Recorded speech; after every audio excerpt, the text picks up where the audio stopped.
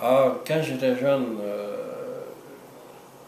j'étais tranquille, un petit garçon bien ordinaire, peut-être un peu timide, mais ça allait.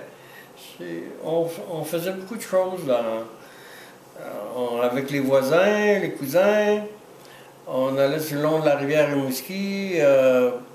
On faisait beaucoup de. On faisait des ponts, des camps en bois ronds, des canots, des corses. On allait à la pêche. Je suis devenu peintre sans le vouloir. C'était en moi. J'avais le goût de. C'est que dans cette époque, ma mère, on était une grosse famille, on mettait des cartons sur le plancher. Puis, avec un crayon, ben, je dessinais.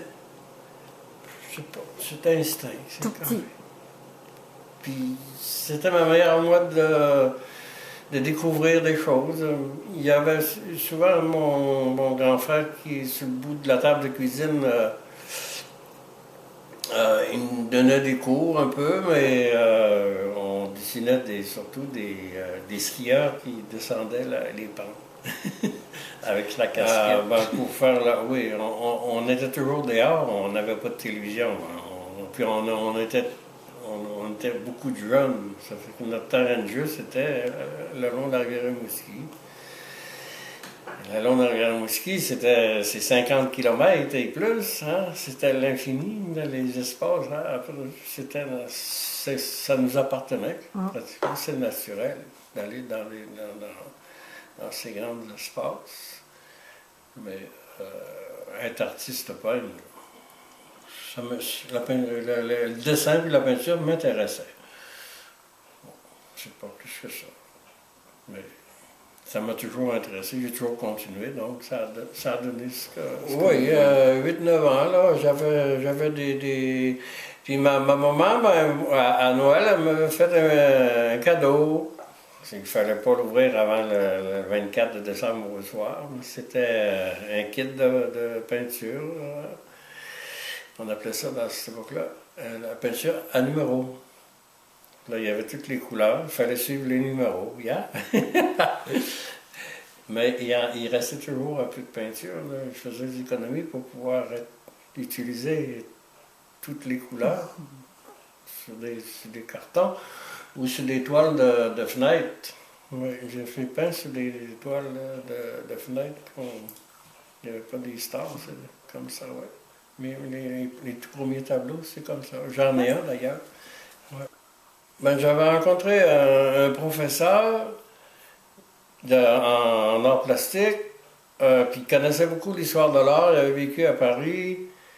Il avait une culture générale en plus. Et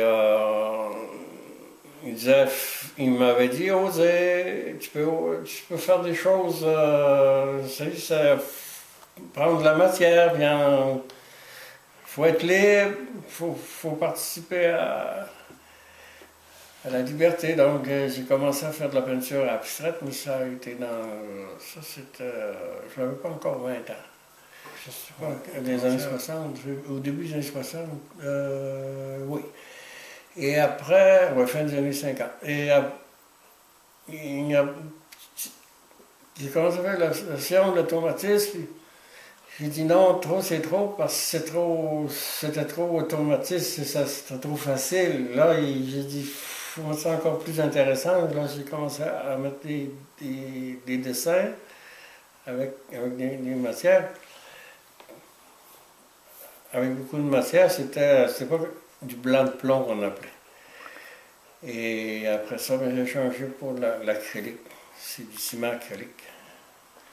J'étais, je sais pas. Mais je voulais être un peintre connu. Je voulais qu'on apprécie. Comme tous les artistes, on veut être connu, puis on veut être vu. J'ai commencé à courir les galeries. Je regarde beaucoup les informations, tout ce qui se passe dans le monde. C'est comme ça. J'ai commencé à faire m'intéresser au symbolisme. J'ai commencé à faire des symboles avec mes dessins. Là, ça a changé. Petit à petit, les symboles étaient plus détaillés. Je veux peindre encore des symboles, c'est une écriture que faire des personnages, ben c'est la télévision finalement les informations qui me fait que ça donne ça. Ça donne comme vous voyez. Michel-Ange. Le peintre Michel-Ange. Il me semble qu'il y a Michel-Ange et après il y a les autres peintres. Michel-Ange est toujours en premier. C'est qu'il y avait le sens des proportions, il y avait un mouvement, en plus il était en 3 dimensions, c'est incroyable. Comment il a pu faire, mais j'arriverai jamais, c'est mon maître, hein, je pourrais jamais le dépasser, mais comment faire, non, je n'arriverai pas, mais j'aimerais bien peindre comme en 3 dimensions comme Michel-Ange faisait, avec il dessinait de même la main, on dirait qu'elle est vivante, elle bouge. Il n'y en a pas d'autres, pareil, qui a fait ça. C'est des messages que je vais envoyer. Je pense que les artistes, c'est sans prétention, qu'on est là pour... on surveille ce qui se passe dans le monde, puis on surveille les humains, on se demande où ils vont, sont-ils dans la bonne direction? Et là, il est arrivé l'automobile et ça à peine, ça a moins que 100 ans, tout a changé, mais puis il y a les religions aussi qui ont fait du mal, puis du bien, je ne sais pas. C'était beaucoup de questions que je me pose. Si on n'avait pas eu les religions, on serait rendu où? On serait peut-être meilleur, ou peut-être on serait... Ça, c'est plein de... Ça me tricote dans la tête à chaque jour. C'est quoi on s'en va vers un monde meilleur, on s'en va vers un monde de technologie, il faut consommer pour que l'économie soit meilleure, il faut distribuer l'argent pour pouvoir consommer, puis là, ben, la nature, elle, on consomme trop. On prend trop d'espace, c'est trop, c'est trop. Les automobiles, les grandes automobiles, ça m'a tout le temps choqué.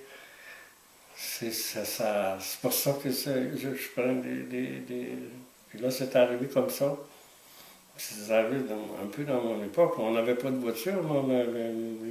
Les voisins n'avaient pas de voiture. Mais il y avait M. Untel et Mme Untel qui allaient à l'église avec sa grande voiture. En avant de la maison, il fallait couper les arbres pour qu'il y ait plus de stationnement, etc.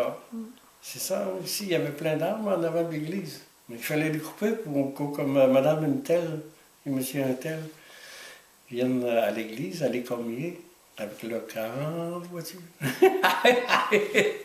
À siège. Je connaissais Riopel.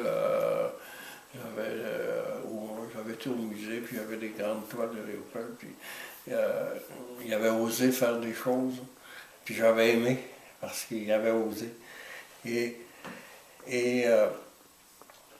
j'ai travaillé à l'Hydro, et il y a un monsieur des affaires culturelles qui était venu pour acheter un de mes tableaux, puis là, j'avais montré ce que j'avais fait. Ah, il dit, je vais m'organiser pour que tu exposes à Osaka.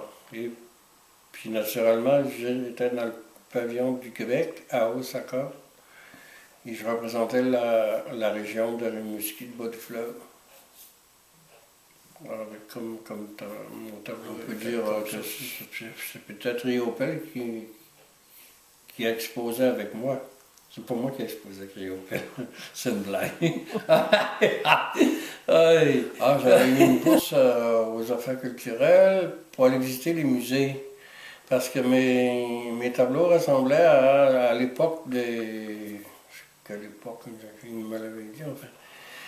Et bon, j'avais réussi. Là, je suis allé à Paris,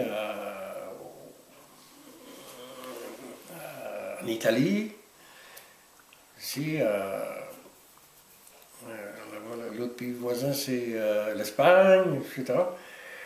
Et là, j'étais allé voir pour exposer à Paris, dans une galerie. J'étais allé voir un, deux, trois. Bon. Il dit OK, mais il faut que tu paies un certain montant. Sinon, OK.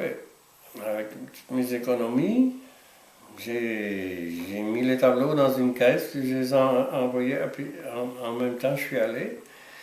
C'était dans le temps de la guerre du Golfe.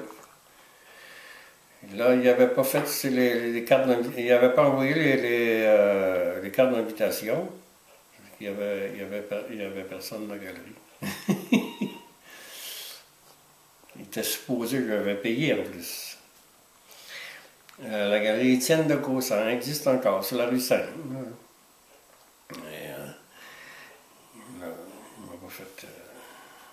J'ai vendu seulement 2 tableaux parce qu'il y avait un monsieur, un huissier qui s'était trompé d'adresse. Il avait vu mes tableaux, puis là, il avait bien aimé. Bon, il ajoute 2 tableaux. Ça m'a payé le voyage. C'est le Saint-Pérusse encore, oui. C'est le message que ça peut donner. Seulement, je suis intéressant, je veux impressionner.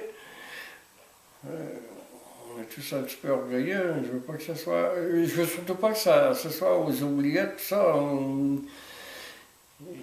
Je sais pas, quand je vais être dans l'autre monde, ils vont mettre ça dans une camionnette et ils vont l'envoyer au vidange. Ça se pourrait. Ça donne rien, ça. Mais enfin, j'aimerais les mettre en circulation. Mais les tableaux que j'ai, il y en a déjà beaucoup. Mais je vais faire un petit peu la morale, où on s'en va. Pourquoi il y a des guerres parce qu'on n'est pas du même bord politique, où on fait des révolutions parce qu'on a assez, hein, surtout dans les pays arabes. C'est terrible. Et les femmes sont souvent diminuées, ils ont toujours été diminuées, mais ça n'arrête pas. Il faut que ça arrête, ça, ces choses-là. Plus de femmes qui font de la politique, c'est encore mieux. On va être plus une société plus normale. Les hommes, il y a une différence entre un homme et une femme, dans la manière de penser. C'est correct comme ça, c'est très bien. Oui, ça. Puis on devrait les écouter, les femmes, un peu plus. Ça évolue, là, on prend de la place, là, encore, mais enfin.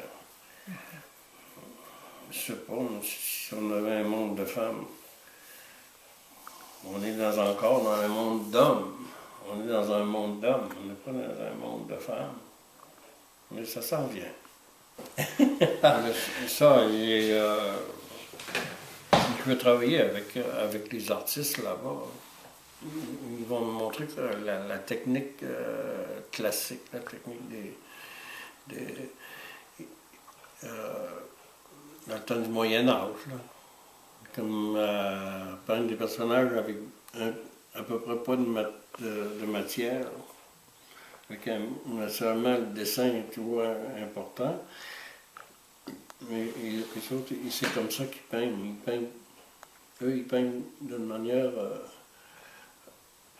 comme dans les années 1500, 1400, les années de Léonard da Vinci. Ils reproduisent beaucoup Mona Lisa. Et copié beaucoup. Ça. Puis là, je vais apprendre comment faire. Je me suis essayé l'hiver passé, puis je n'arrivais pas. C'est une matière c'est une question, je pense, de huile de lin ou de térébenthine. Il y a la qualité de la peinture. Je sais pas, là. C'est beaucoup de questions. Il faut que j'aille. Les artistes, il faut les écouter aussi. Les artistes ont des choses à dire. Un peu spéciales, mais c'est ça.